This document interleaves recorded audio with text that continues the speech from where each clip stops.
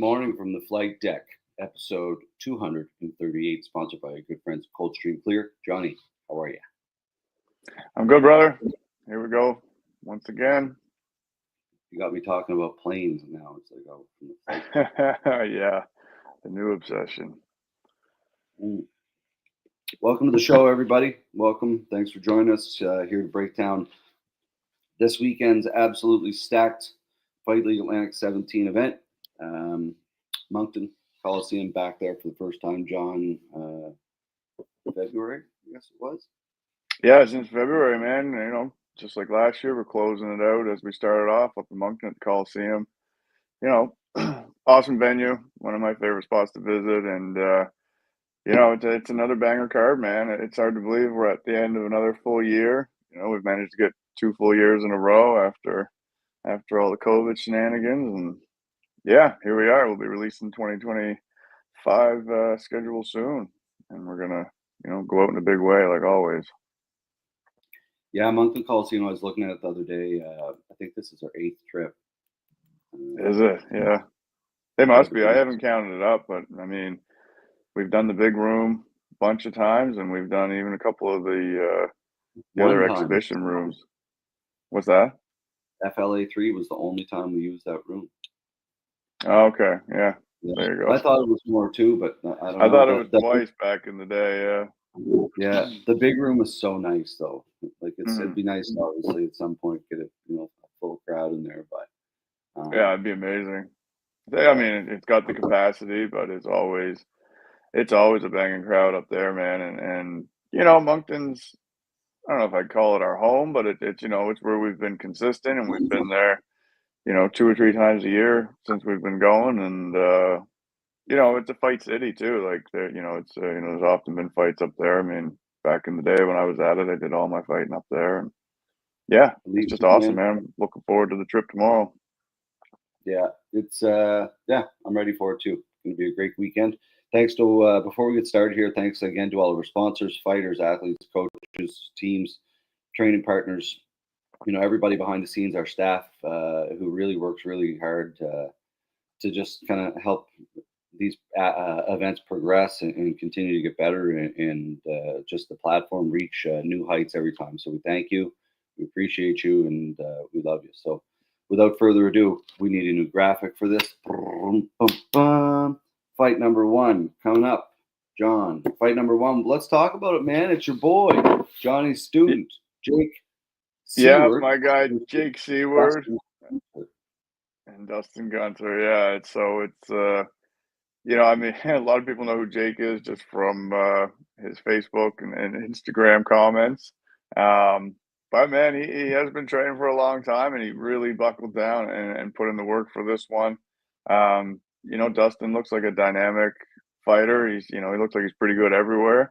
You know, so we didn't slack, man. We worked really hard, and Jake worked his ass off, and he's in phenomenal shape and ready to go. And he, you know, he's one of these guys that doesn't really get nervous like myself and a lot of other people. He's just chomping at the bit, looking to put on a show. So, you know, as far as opening up the show, I think this is going to be possibly one of the most exciting fights of the night. And I really hope Dustin and his team over there at Flow State with John Williams and those guys, I really hope they've been working, man, and I hope they bring it, because they're going to wish they did if they don't. They're going to wish they did if they don't. You heard it here right from Johnny Foster. I love it. We've got to come up. I was, you know, I didn't write it when I was putting out Jake's thing, but I wanted to be like Jake the Troll Seward, because it fits. It really fits, because that's what you know, he does. Like that's what he does. He's, you know, it is what it is. But I mean, I think he has embraced one of his nicknames from Christian Sauzois has titled him the Little Internet Dickhead. So he's he's not shying away from it. That could be like a little bobblehead. Yeah. Yeah, 100%. It's pretty funny. Uncle Pop. Yeah. Obviously Dustin, yeah, man, training with judo and that crew. You know, the kid's got pretty much the same experience as Jake. experience-wise. Like, you know, one Yeah, exactly. two fights, Jake's got one, I think, one, or does Jake have more than one amateur boxing fight? Just one. No, one amateur boxing fight, and I guess Dustin's got some kickboxing. They're both blue belts. They've both Yeah. done grappling tournaments. So yeah, I think it's a good even matchup. And yeah, we'll see how it shakes out, right? Jake's going to have some length on him, but who knows? Yeah, that's the thing. It's no one really does know, but it's a great fight to start the card, and again, let each other have it, boys. So go in there and do your thing, and may the best man win. So Yeah, exactly. Like, yeah, we're coming up to put on a good show, put on a good fight, and like I said, see how it shakes out. thank you, Lloyd. Appreciate you taking the trip.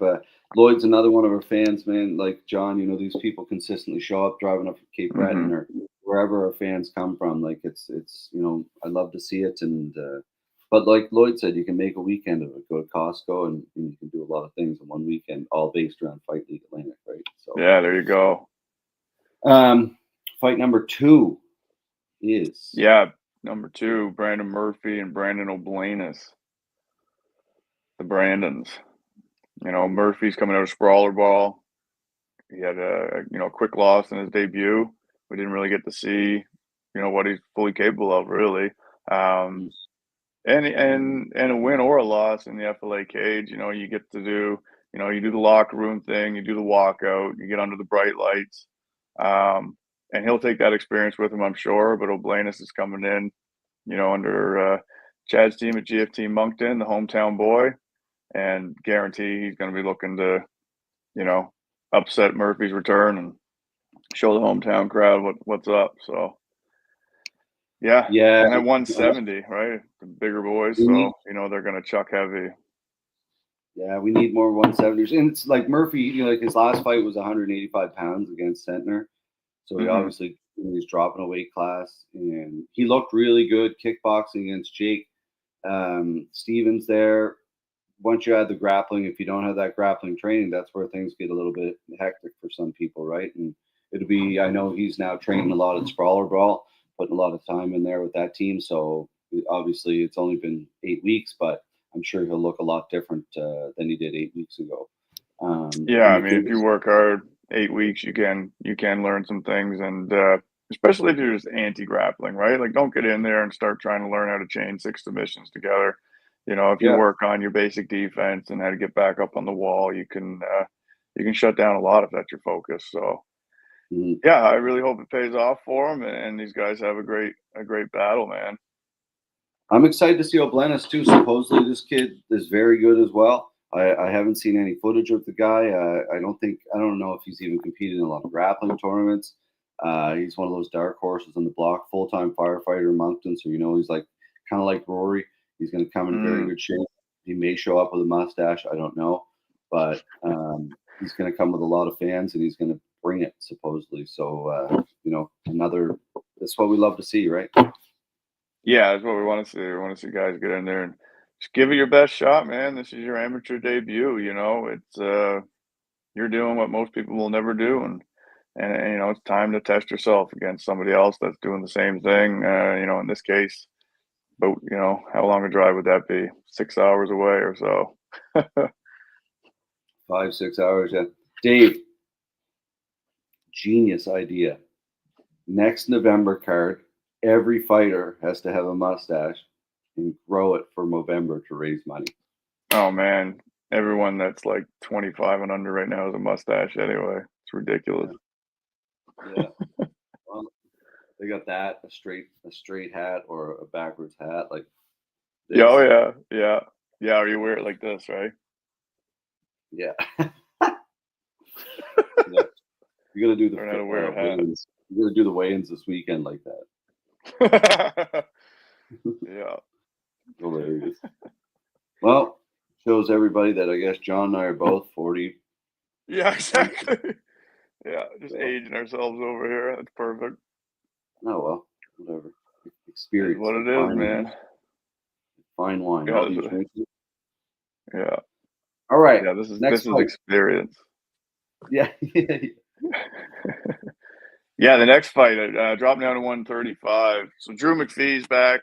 I mean, he came in with a quick knockout win for a debut. He's probably one of the most hyped 35ers. We said this before his first fight. A lot of experience, and he's coming out of Hensel Gracie, top team in Atlantic Canada.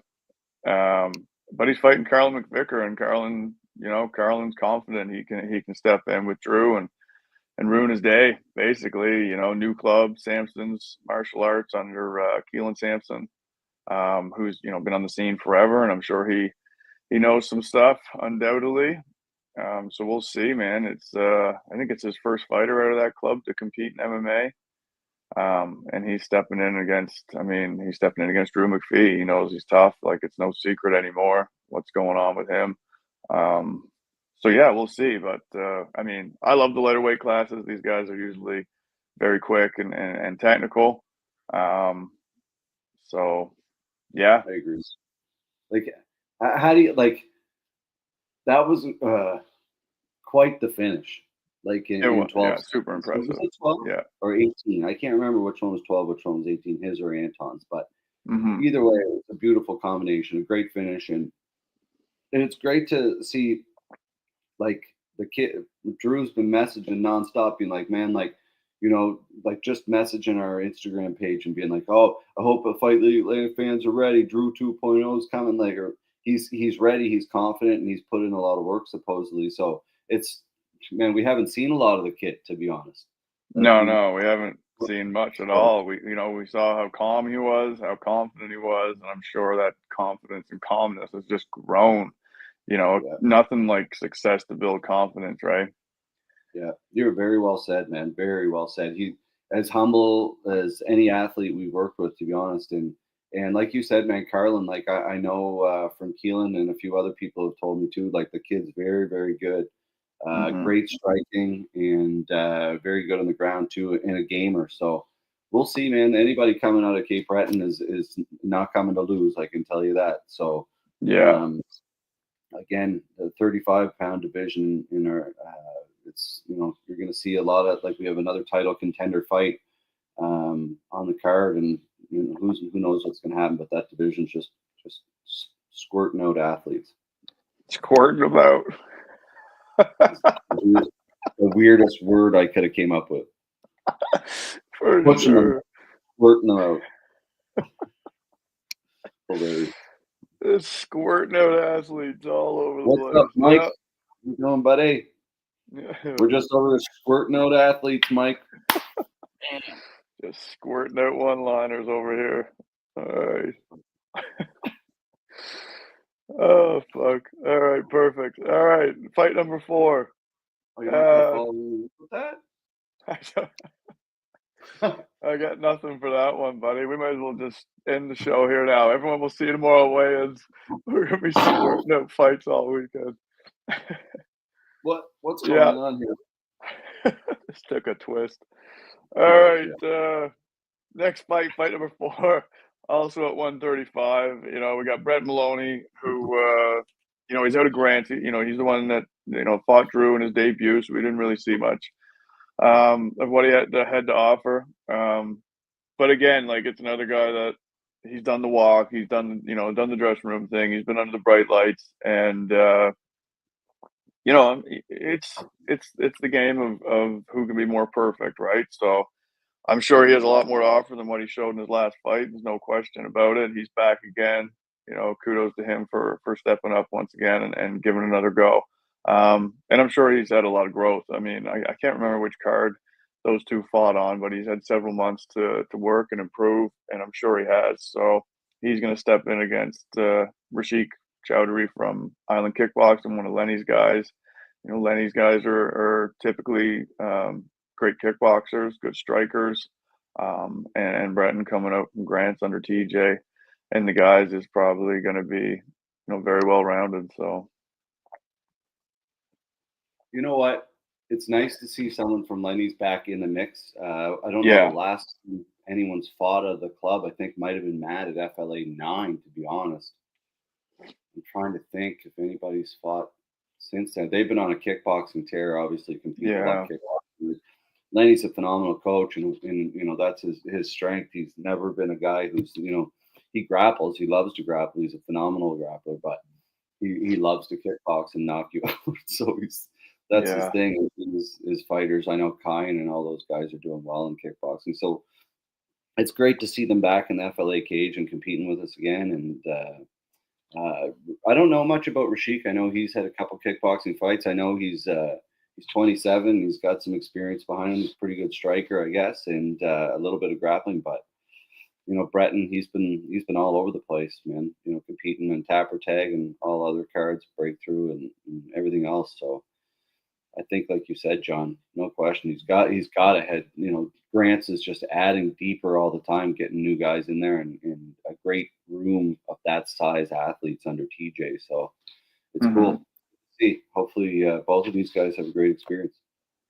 Yeah, and there's no question we're going to see an improved Breton, and like I said, like we don't really know how good he is. Like we didn't see enough of him. He got caught early. It happens sometimes, and that's just the way it shakes out. So looking forward to that one as well. And again, it's a 35-pound division. We got a few fights on the card this time at 35, and we're looking to develop that talent into some contenders and get that title on the line at some point in 2025. Well said. Very true. More belts we can give out, the better. Yeah, we need to build these divisions up and get champions in place and have them defend or turn pro or whatever it may be, right?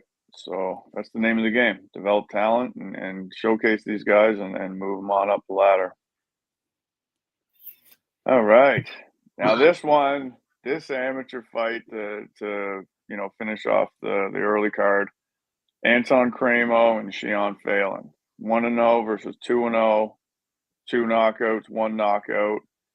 Anton's got some hands on him. He's coming out of Whittall's, right? Like every guy we've seen come out of there has just been a fantastic boxer. Super fun to watch. And Shion, coming out of Renzo Gracie under Matt and the guys there, he's got two TKO, KO victories. Heavy hands.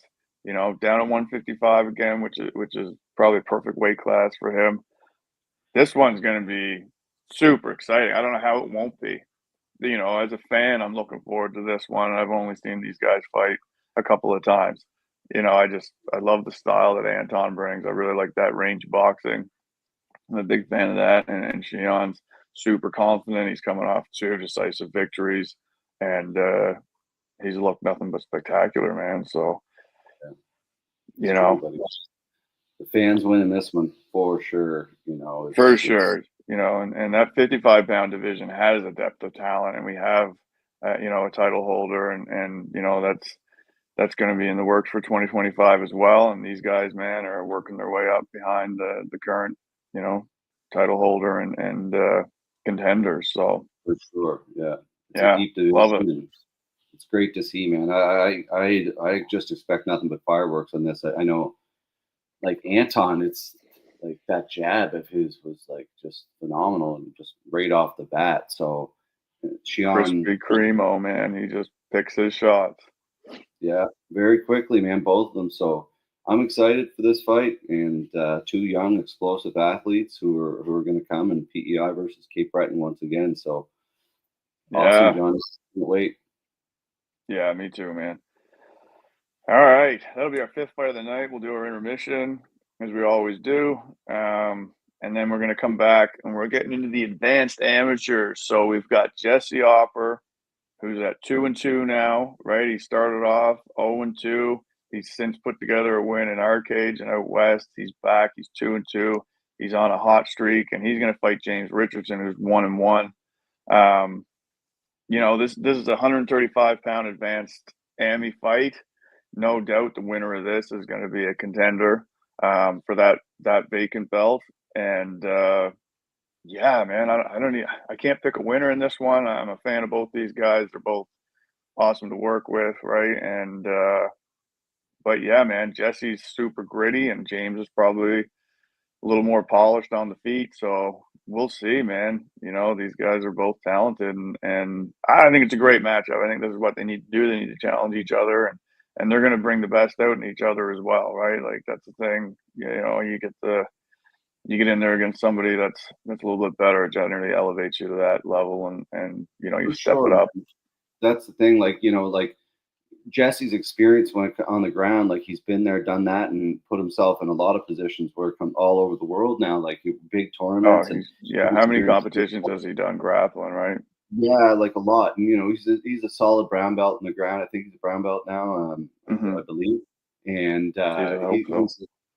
he's very solid on the ground and competes a lot. And he's been really rounding out his striking down there in Cape Breton with Sprawler Ball, and just as tough as they come. So he's been a kid who's been calling for this kind of opportunity. And then, man, James looked, like you said, polished as hell in his last fight, just picking his shots just beautifully. So, man, I don't know. I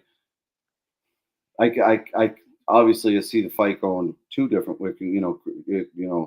Jesse It could could go grind either up. way, man. Yeah, Yeah, like this it's could end up on the ground, or it can end up on the feet as just a striking battle.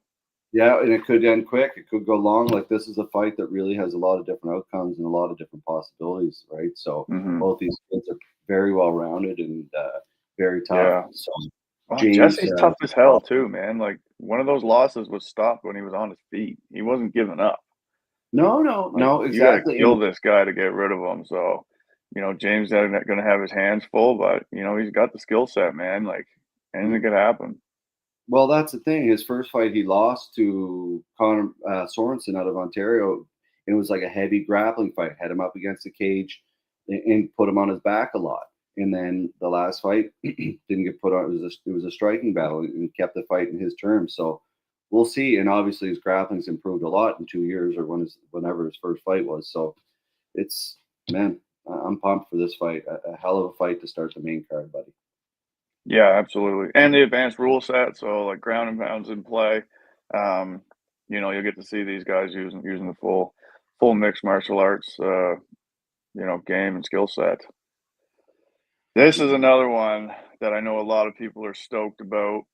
It's finally the return of Chris O'Toole. He's a guy that's very hard to match up. We saw in his debut, he took out Ben Lees quickly, which a lot of people didn't think was going to happen. He's just very powerful, very high level wrestling, and he trains with great guys like Christian Savoie, of course. So he's high level. There's no question, but he's going to fight Liam Campbell out of Cape Breton, who comes in at 1-1, but he's had a little bit more experience than that, but he just happened to be fighting, before things were sanctioned. And so Liam's been around forever, man. He feels like he's got the tools to get it done. He took this fight against Chris, where a lot of guys wouldn't, right? So at 185, man, there's two dangerous individuals with a lot of power, and who knows, right? It's wrestling and jiu-jitsu versus jiu-jitsu, and a lot of good boxing on either side of the cage. So another one for the fans, I think, man. I don't see any way this goes to a decision. I don't know. This is one myself again. I'm looking forward to. I'm, as I've said, like These 1,000. these are like, this is a fight that it's two men, right? It's like it's not young 20-year-olds. This is two men. Even I don't know how old Chris is. I think he's a little mid to late 20s. He's only 26, but he fights like he's been at this for 15 years. That's the thing. There's a maturity about Chris that it's like he said in his podcast last week. 185, 170 doesn't matter. Like I'm coming to fight everybody, and I'm coming to take this over, and that's the maturity. And he believes in himself. He's confident. And Liam's the same way, man. He's a guy who's been there, done that in the scene, and he's got something to prove. So these guys are going to meet in the middle and like stare at each other. This is going to be a fun face-off for you, buddy. Yeah, don't blink. Yeah. Great fight, man. Yeah, that's right. It'll be a good time for me getting in between those guys at weigh-ins. It'll be perfect. Oh, they're not good, man. That's the thing. Like, these are the kind of guys, like, both. There's no animosity. There's no, like, that's what I love. Sometimes you get animosity, but for the most part, like at our events, everybody really they're here to fight, and there's not a ton of trash talk. It's just a really just classy. And I think that's the Going fight to game in general. You know what I mean? There's always a lot of mutual respect. There might be some gamemanship in that up front, and sometimes too, you got to kind of get yourself in that mode, right? You do got to go fight this man. You got to put it all on the line, and but a in little the trash end, talk. right? Like, yeah, of course. In the end, you know, everyone usually hugs, says thank you, and they're best friends on Facebook the next week. So it's a great sport. That's why it's the best. Yeah, ups and downs. All right. Should I say it? Another fan favorite. We're getting into our pro fights here now. Man, Matt McDonald and Rob Logan. We've been trying to make this fight for a while. You know, unfortunately, Rob had to take some time off and just heal up and wait out his suspension. And Matt McDonald, you know, like, don't let these guys' records fool you. They've got a ton of experience, and they're just both tough as hell, gritty fighters. And we know, like, we've seen Rob come back and win, you know, after probably losing 2 rounds and come back and win. He's never going to give up. You're going to have to kill him. And Matt McDonald's the same thing. Did. You just, if you're going to beat Rob, you have to do what Jake did. And even that wasn't enough, because after the fight, he was still trying to fight Jake. He's still trying to fight him. Yeah, let's go. Right? So, yes, you will have to kill him.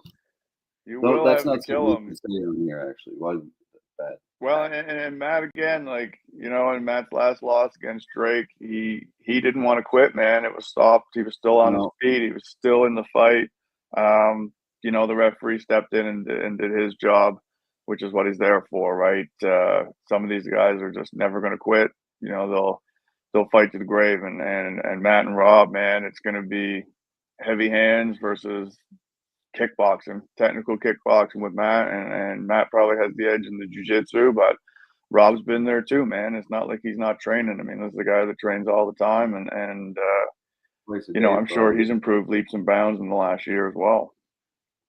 Yeah, very well said, man. Both these guys, another, you know, 2 mature guys coming in here, know what's on the line, and both going to put it on, one for the fans. And I don't know. I'm interested to see the game plan in this one. Like, I'm interested. I have a feeling something might be up. I could be wrong, but yeah, you think someone's got something up their sleeve, eh? I could be wrong, but I just think somebody's got something up their sleeve for this fight. So we'll see what happens, man. Yeah, I could make some predictions, but it has all the possibility of being a stand-up war. Big time. Yeah, we'll see what happens, man. And I'm not expecting any flying triangles by any means, but you never know. But it's nice to see both these guys back, man. You know, both these guys did a lot more promotion early on, early in the FLA days, and they hadn't been around the last few fights, like you said, but they certainly did a lot from the promotion early in the day. So yeah, nice both of them, exactly. A lot of experience in the FLA cage, and coming back to fight each other. And then, like, man, like, this is a fight we've tried to make before. We know this is a fan favorite, and it's going to be exciting, and can't really predict what's going to happen. You never know. You want to see locals fight locals. Like, it's amateur to pro. Like, eventually we're going to get it there where we're going to have more pros. It's just as the scene continues to grow. But, you know, if you're out there and you're local and you're in the same division, expect to fight one another, because that's how this works. Like, it's not like, you know, especially if you're pro, man, like that's how this works. You're going to have to fight one another or fight somewhere else. So anyway. Yeah, man, fight your way to the top of Atlantic Canada and go from there. Yeah, absolutely, Paul. All right, man. Moving on to fight number 9. Man, the amount of experience in this fight. We've got Morgan Reines, who we've had in the cage. This guy never is not exciting. He's, you know, primarily a stand-up guy. Ton of experience coming off a win. You know, he fought Chris Kalidas. He didn't win that one. He lost a decision. But, you know, fighting a guy at Chris's level just going to elevate your game, elevate your mindset, and, you know, get that rub. He you know, he's left. He's gotten a win, and he's looking to make it 2 in a row here. But he's fighting Carlos Espinosa, who's also 5-8. They've got identical records, both of them. going into their 14th professional fight, which is just amazing in itself, right? So at 145 as well, a little bigger than what Morgan's used to, but he's game for it and willing to go in and step in against Carlos, coming all the way up from Tampa Bay down in Florida.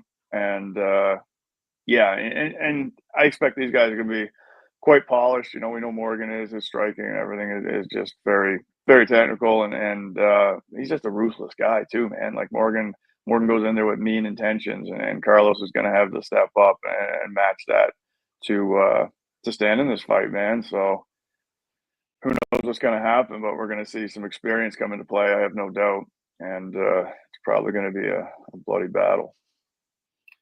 Again, the progression of the cards. You go from novice amateur, advanced amateur, to a pro fight with a couple fights each, to a pro fight with 13 fights each, to a main event with the experience. That's what fans love to see, and that's the beauty of our cards, man. It really is cool to see, to have these guys with 14 pro fights each as a co-main event.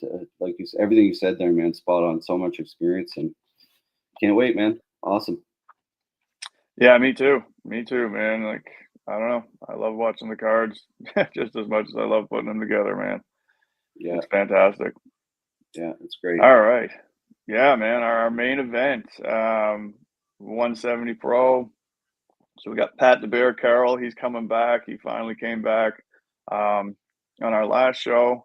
He been out for 5 years, I think it was. He came back. He got a win. He knocked the rust off. Got a finish in his return and improved to 5-2. So he's got a very, very solid record behind him. But he's going to fight Ryan Rohovich, and Ryan's a veteran. He's 5-7 now. We saw him last fight. He dropped.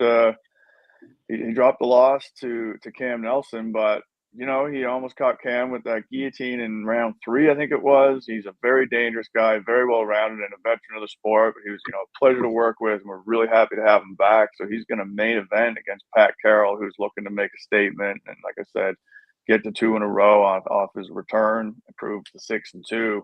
And then I don't know what's going to happen here. Like the grappling of both these guys is super high level. The striking's high level.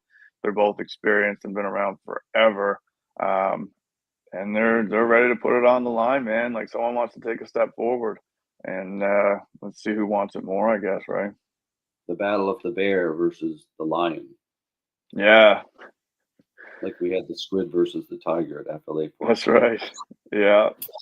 Yeah, the bear and the lion.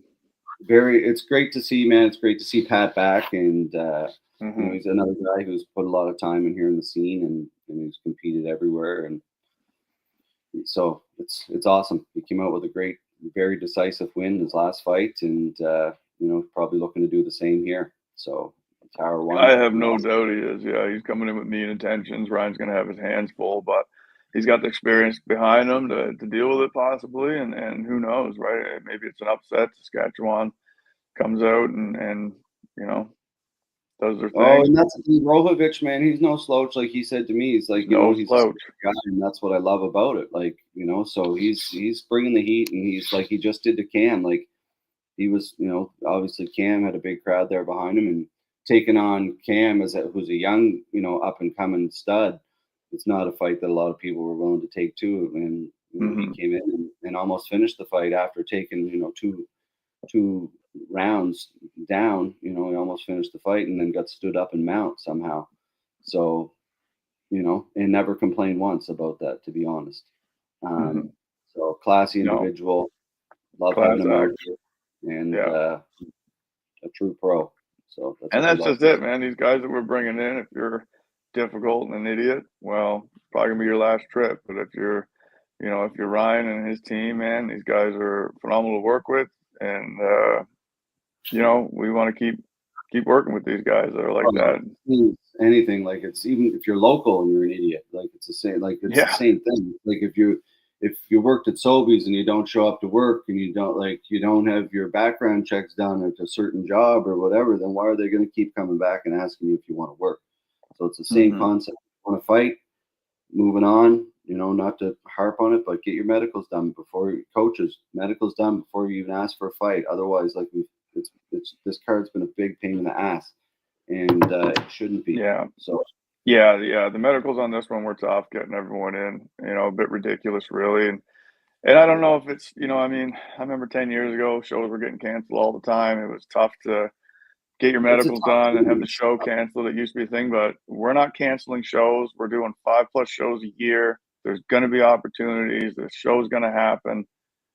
Be licensed, be medical, man. Make it easier on us, make it easier on you. Like, if you're licensed and medical, then that's behind you. Focus on training, focus on making weight.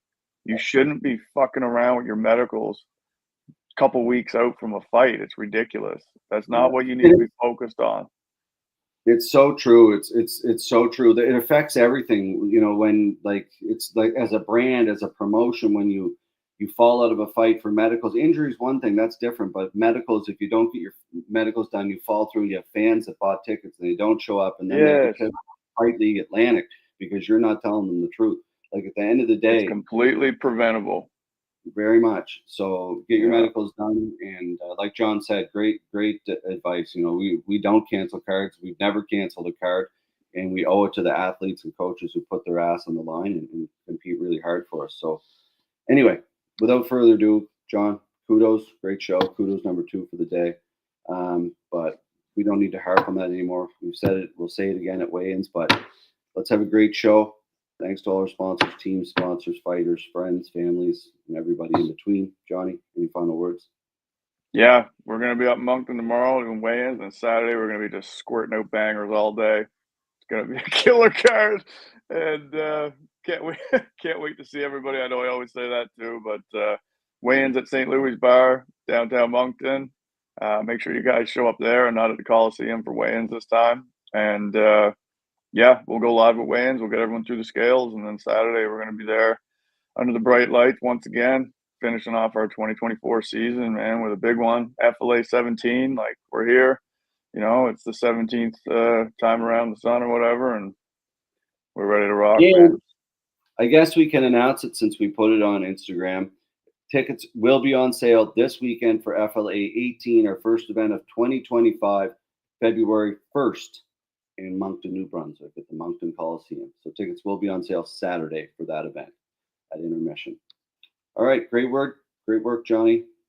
And thanks for everybody tuning in. We'll see everybody this weekend. See you this weekend, everybody.